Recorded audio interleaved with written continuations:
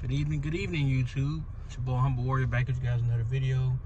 I just finished watching Dougie Do Wrong's video about Chris Grier, and he gave a lot of insight as to why it's time to move on from our GM. A lot of points that he made, I agree with, especially when he talks about the offense. Let's be real here. A lot of people that, like you said, a lot of people say Tua sucks. He's not this, he's not that. He can't beat winning teams. He can't do this, he can't do that. It's all centered around him. But let's be bluntly clear here. In college, Tua had a top 10 offensive line. He did have weapons all around him, along with running game, tight end, all that stuff. But he had a line. He had linemen that were first-round picks across the line of scrimmage. So he was given time to do what he did in college because of the players in front of him. For some reason, Miami don't understand that. And that's the reason why he has to get the ball out so fast, which is why for the third consecutive year, I think it is, he's led the league in basic drop back time to pass, whatever. He's at like under 2 seconds. Again, because their line is so bad, even against bad teams sometimes, he isn't afforded the time to sit back and go to his second or third read. He just not giving that time. But Dougie Do Wrong made a good point. You put Justin Fields, you put Herbert, Josh Allen, whoever, don't matter. Put them behind that line, and they're not going to succeed much either. Hell, for that matter, put the greatest of all time, as they say, Tom Brady behind that line. He's not going to succeed. Because most of the issue they have is that all those players that are on the line of scrimmage, whenever we do step up to play level up competition, they get destroyed. They get exposed. And then that's when the narratives come back out. The cold weather games, they play undisciplined. They get beat the hell up. They get knocked off the ball left and right. The Green Bay game, I don't know how many times that Tua had to go get off his mark while keeping his eyes down the field to make a play, because his line, either his left tackle, his right guard, whoever, pick a position, they were getting their ass blown up. And he had to sit back there and make a way to get his receivers the ball time and time again in that game. Now, he played a great game. He really did. People can say, oh, well, the second half he started. Is football not a game of runs and comebacks? Is that so? We're just basing it off of what a team can do in the first half, and that's it? Because the second half, Green Bay didn't do anything. They didn't do nothing. I watched the whole game. Miami just basically ran out of possessions and ran out of time. But it wasn't like Green Bay actually beat them into submission at all. But I digress again. The video he made about Chris Grier was spot on. The man just can't draft. He's had a few home runs, Jalen Waddle, Ramsey, Hill, but these are all guys that are not in the trenches. They're not on the line of scrimmage. Christian Wilkins about his only reasonable pick that he made in the draft. As far as free agency goes, Connor Williams and Andrew Brewer, who's on the line now, those are the only two guys I could think of off rip that were good solid trades that he signed for. Teron Armstead, injury prone. Liam Eichenberg, dog boo boo. We got rid of Robert Hunt, and only thing he wanted was more money. He would have stayed, but Carolina gave him the contract. He went to Carolina, and you see how that's going. But he was a great guard for them, really good. I want to see what Patrick Paul can do. We drafted him this previous draft, but we'll never know because he got to sit and he has to watch. But to say, that this season or whatever is mainly on Tua, you got to be kidding me. Like, the Rams game, people watch the Rams game. Tua balled out, but that defensive line ate up our offensive line, ate them up. But Tua did everything and then some to help us win that game.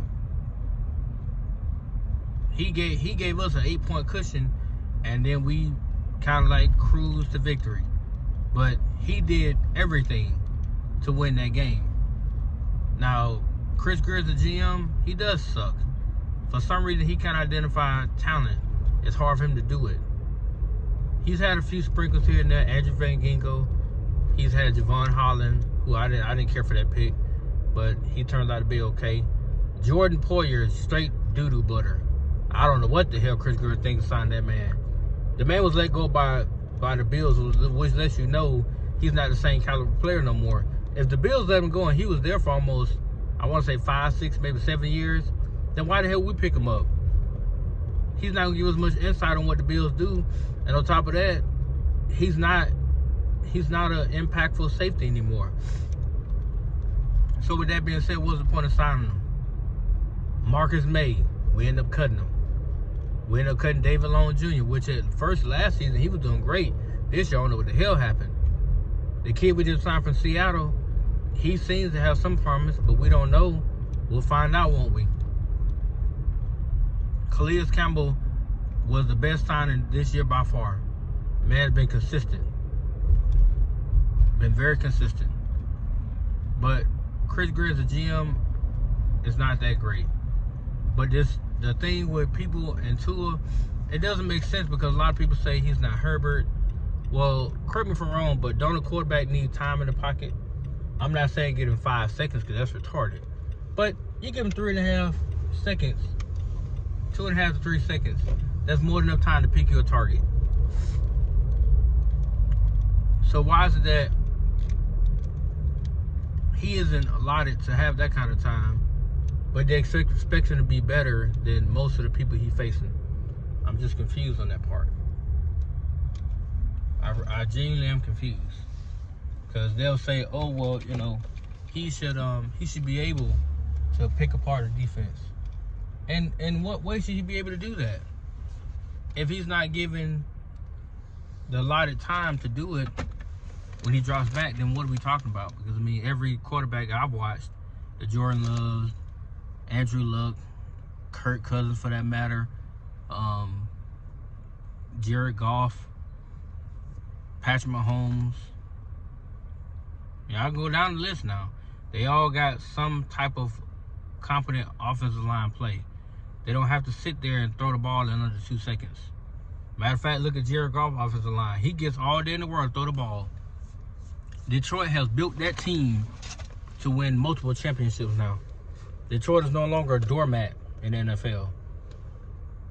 Their record speaks for itself.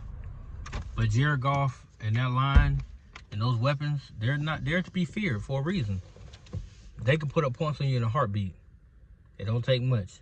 But they've allotted Jared Goff the opportunity to survey the field and to make plays. So, to sum up Doug's video, it is time to move on Chris Grier. I mean, but of course, people are not going to blame him. They're going to put it all on Tua because he's the player. But I only got one question for people that continue to do that. So, what would you want Tua to actually do? If he's given what most quarterbacks are given in the league, what would you want him to do? Because in college, he was a prodigal son. He was better than any quarterback in that draft class coming out. The only problem he had was that he was injury prone, which he is. He's an injury prone player, and I can say that. He does get hurt a lot. Most of it by his own doing. But when he's healthy, asterisk by the word healthy, he's clearly a top 10 quarterback. It's hard to sit there. We'll say top 15, top 20 at the minimum, top 20. It's hard to argue against that. Hell, right now he's on pace with his numbers to get back into the top 20 in stats. So it's not like he's ass or nothing like that. He's far from that. The only question I have is, now he's going to be going into year 6 next year. What does Miami do differently now? Because, I mean, you clearly see the problem is up front. So your best bet is to fix that problem. We don't have no more time for this. And in another year, after next year, they can move on from Tua. My thing with him is, and then I'm gonna get off this thing. My thing with him is, you cannot get hurt anymore. Like, period. Stop trying to be a hero. Your job or your superpower is your accuracy and your anticipation. And it's accuracy, anticipation, and manipulation of a defense. Stop trying to be Steve Young, all those other guys. Stick to being Drew Brees, Peyton Manning. You know, pocket assassins. It's okay. That's what you do very, very well. You can stand back there in that pocket and you can eat up any defense in the league. Because they can't do a lot with you, with your eyes. Because they think you're throwing it one way, and the whole time, you're going to be throwing another way. You rarely ever telegraph any pass. You don't stare down a receiver as they say you do. So, focus on, like, playing the rest of the season out. Hopefully make a playoff push. I'm hoping we actually do, because I really want to go against Buffalo. Because I feel that, and genuinely speaking, I'm not even joking, and genuinely speaking, I think that he can find a way to deliver us a win in Orchard Park in the playoffs. And if people want to come for me in that regard, then come on. I honestly feel that he can do it. Hell, they just played in Orchard Park back in November. With them, they won the game. Remember that, people? It was cold up there. It wasn't frigid freezing cold, no, but it was cold enough. It was in the 40s and 50s. That's cold. And he delivered a masterpiece up there. The defense just let him down. But if we can get a playoff push, or we can get a push for the playoff berth, they have something to fight for. Once you get in the playoffs, all this goddamn me and I shit go out the window. We here to try to get to the Super Bowl. But it's one game at a time, one possession at a time, one quarter at a time. That's how you have to look at it now. But do I think they should fire Chris Grier? Yes. He's been given too much time. So he has completely wrecked that franchise. Because a lot of players that they signed, or a lot of the draft picks that they made, haven't panned out. It's only a handful of them that have. That's not saying a lot. But with that being said, guys, let me get out of here because I got to go assist somebody else. But let me know what you guys think. I'm going to post a video in a few minutes. But let me know what you guys think. Peace.